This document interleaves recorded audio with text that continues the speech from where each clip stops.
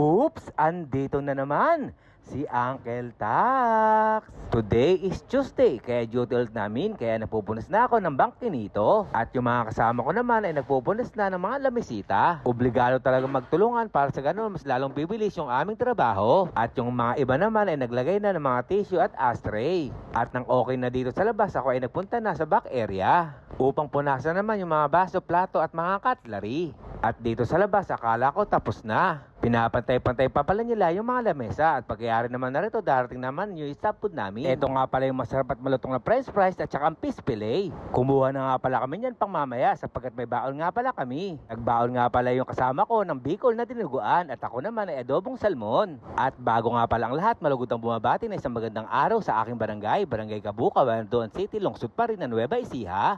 Kaya ngayon, eto, balik na tayo sa aming kinakain. Kaya ang una kong kinuha ay dinuguan. Paborito ko rin kasi ito. Kaya tara muna mga uncle, kain muna tayo sa unang subo. Kasarap, kalasa, lutong Bicol.